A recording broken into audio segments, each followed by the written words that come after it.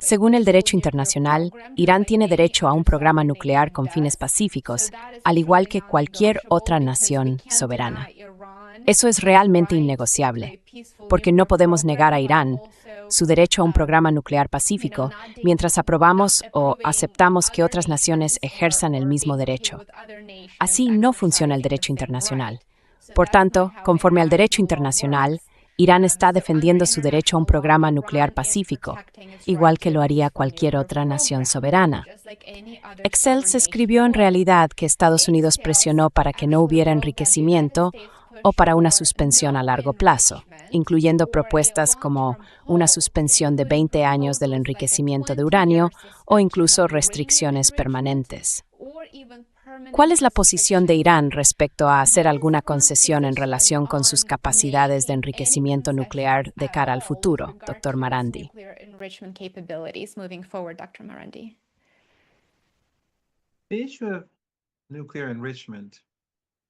La cuestión del enriquecimiento nuclear para Irán no es negociable.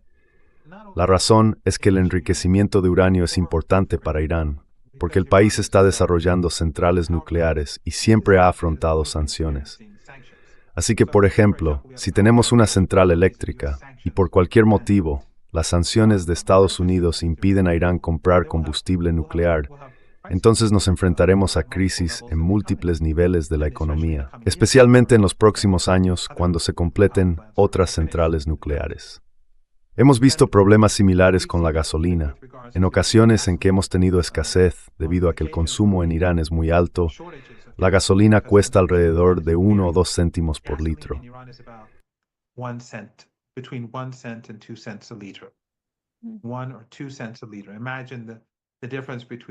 1 o 2 céntimos por litro. Imagina la diferencia entre Irán y donde tú estás. Es como, ya sabes, simplemente no se pueden comparar en absoluto. Así que el consumo obviamente va a ser extremadamente alto. En Irán, el gobierno paga enormes subsidios para la gasolina y por lo tanto a veces tenemos escasez. Así que Irán tiene que importar gasolina y cuando eso ocurre, Estados Unidos intenta impedir que Irán la compre.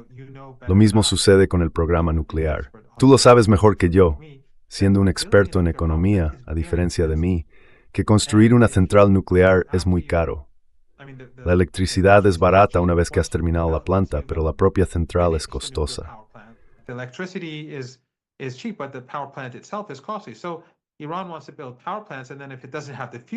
Así que Irán quiere construir centrales eléctricas. Y si no tiene el combustible, eso supone una enorme inversión que en última instancia se desperdicia. Por eso Irán dice, no, tenemos que ser autosuficientes, o al menos parcialmente autosuficientes.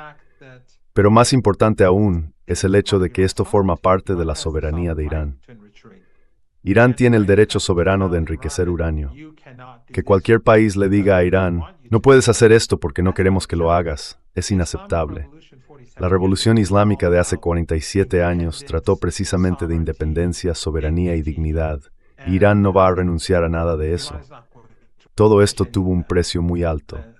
Así que la distancia entre Irán y Estados Unidos es enorme.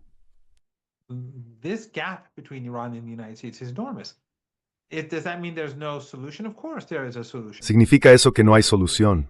Por supuesto que hay una solución. Quiero decir, Irán podría cooperar con el Organismo Internacional de Energía Atómica de una manera que si existen preocupaciones genuinas, esas preocupaciones puedan abordarse de forma constructiva. Ya hemos visto que eso ocurrió con el JCPOA, que en realidad no fue un gran acuerdo para Irán. En mi opinión, Irán hizo demasiadas concesiones a Estados Unidos, y Estados Unidos nunca cumplió con su parte del trato, mientras que Irán sí lo hizo, lo cual es otra historia aparte. Pero Trump rompió ese acuerdo.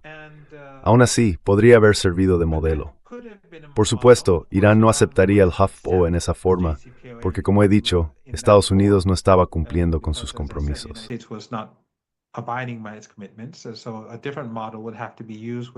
Así que habría que utilizar un modelo diferente, uno en el que Estados Unidos se viera obligado a cumplir sus compromisos. Hay formas de hacerlo, pero la verdadera cuestión es que Estados Unidos en realidad no tiene un problema con el programa nuclear de Irán. Ese no es el asunto. Tampoco lo es el llamado tema de los derechos humanos, que es totalmente falso. Quiero decir, las violaciones de derechos humanos. Mira el genocidio. El genocidio en curso en el Líbano ahora mismo, cada día, la masacre de mujeres y niños por parte del régimen israelí. Y por supuesto, todo esto se lleva a cabo mientras los medios y los gobiernos occidentales miran hacia otro lado, igual que hicieron en Gaza.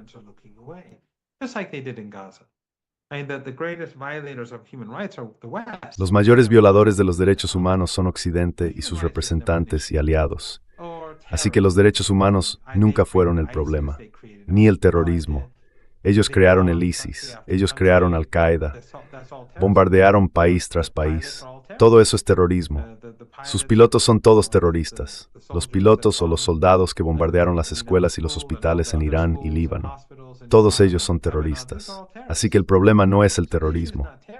Cuando Joe Kent dimitió, en su carta de renuncia dijo que Irán no es una amenaza para Estados Unidos y que Irán no está construyendo un arma nuclear.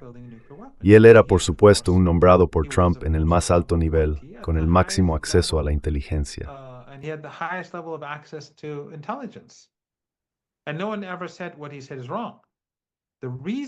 Y nadie dijo nunca que lo que él dijo fuera incorrecto. La razón por la que ocurrió la guerra, lo que la provocó, no fue el programa nuclear. Fue porque el lobby sionista la quería. Fue porque el régimen israelí la quería. Y eso es lo que dice Joe Kent y es algo que todos sabíamos.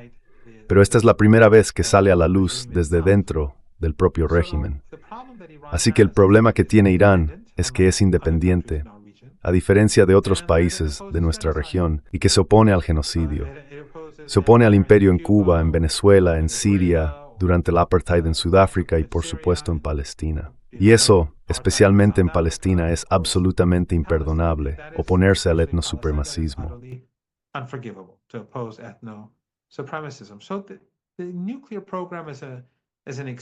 Así que el programa nuclear es una excusa, y por eso los estadounidenses no quieren realmente una solución. Lo quieren como excusa para sancionar a Irán. Eso fue lo que hizo también Obama. Nunca eliminó las sanciones, levantó algunas, pero mantuvo el marco general en el acuerdo nuclear. Así que la hostilidad hacia Irán no tiene nada que ver con el programa nuclear, no tiene nada que ver con los derechos humanos ni con el terrorismo. Tiene que ver con la oposición de Irán a Netanyahu, al sionismo, al supremacismo étnico, al genocidio en Gaza, a la limpieza étnica en Cisjordania y, por supuesto, al genocidio en Líbano y la destrucción de Siria, entre otros.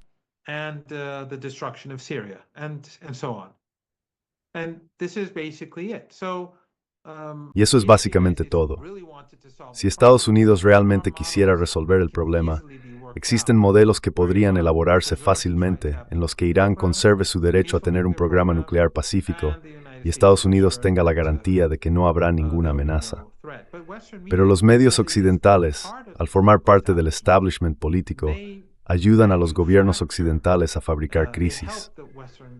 De hecho, hay un buen libro titulado Manufactured Crisis sobre el programa nuclear iraní sin existe en detalle.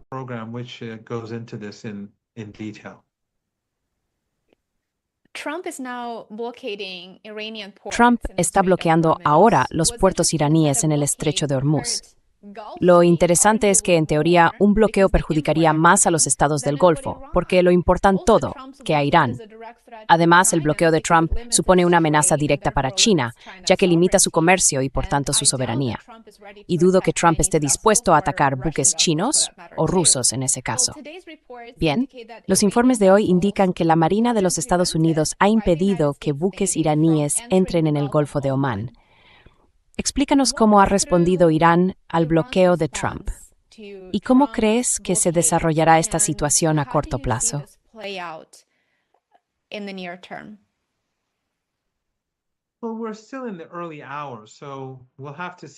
Bueno, todavía estamos en las primeras horas, así que tendremos que ver cómo responde Irán. Y también tendremos que ver si el alto el fuego se mantiene y cuando termine el alto el fuego de 2 semanas, ¿qué ocurre entonces? Pero el hecho es que, como bien señalaste, Las dictaduras familiares árabes del Golfo Pérsico son mucho más vulnerables que Irán. Irán no va a permitir que utilicen sus barcos si Irán no puede usar los suyos. Y por lo tanto estos países, que dependen completamente del petróleo y el gas, estarán en serios problemas. Irán tiene muchos vecinos. Es un país muy grande.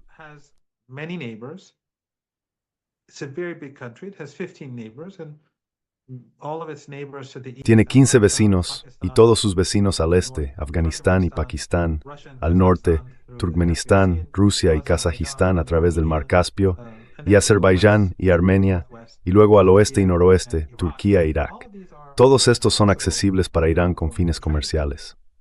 Pero además de eso, Irán en realidad pensó que Estados Unidos iba a iniciar el bloqueo desde el primer día, es decir, hace casi 2 meses, al comienzo de su ofensiva contra el país. Así que, antes de ese arresto, idearon un plan para especial rings comerciales y Golfo Pérsico.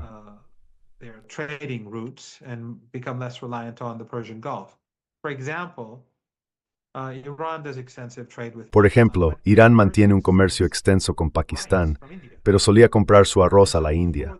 Así que, antes de que comenzara la guerra, como pensaban que el asedio empezaría mucho antes, decidieron comprar a Pakistán en su lugar y pagarle con combustible en la frontera, volviéndose menos dependientes. Este tipo de cosas ya está ocurriendo. Y los iraníes son, no sé el número exacto, pero aproximadamente un 90% autosuficientes en lo que respecta a productos agrícolas. Irán no es un desierto como la península arábiga. Contrariamente a lo que muchos piensan, tenemos 2 cordilleras, una que atraviesa Irán de este a oeste llamada Alborz.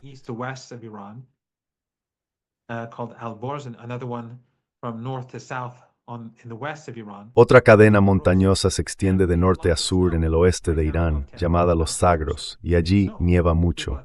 Ahora mismo, sobre Teherán, las montañas están cubiertas de nieve. La gente sube allí durante el invierno, a comienzos de la primavera y a finales del otoño.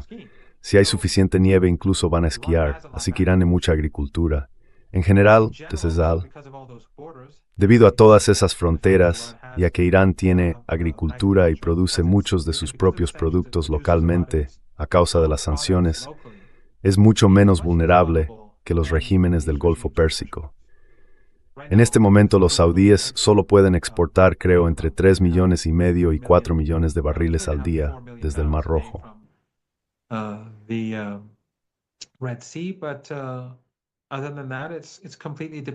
Pero aparte de eso, depende completamente del Golfo Pérsico y los demás aún más.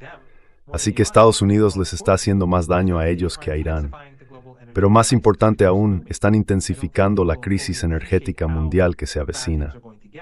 No creo que la gente comprenda del todo lo mal que se van a poner las cosas. La gente simplemente piensa, bueno, el precio de la gasolina ha subido. Pero creo que muy pronto veremos que todo empeora mucho más.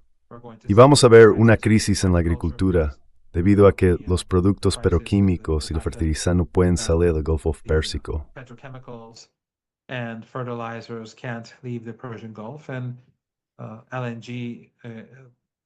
Y el GNL, la escasez de GNL, va a generar su propia crisis.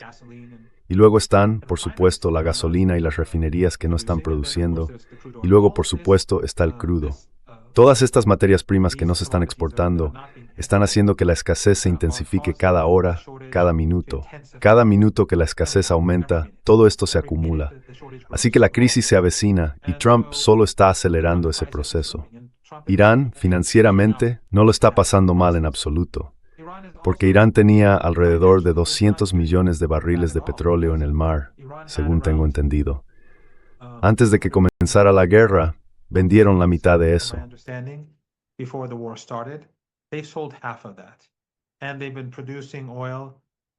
Y han estado produciendo petróleo en grandes cantidades y exportándolo desde que ganaron la guerra a precios muy altos. Así que, irónicamente, Irán ha estado ganando mucho dinero. Irán todavía tiene otros 100 millones de barriles que eventualmente se agotarán, y eso va a intensificar la crisis global. Al parecer, los rusos ya han terminado con todo su petróleo que estaba en alta mar. Tenían menos que Irán. Pero Irán venderá esos 100 millones de barriles. Así que financieramente hablando, Irán se encuentra en una posición fuerte en este momento en lo que respecta a divisas. Por lo tanto, puede importar bienes que los iraníes comunes necesitarán durante el próximo año o dos.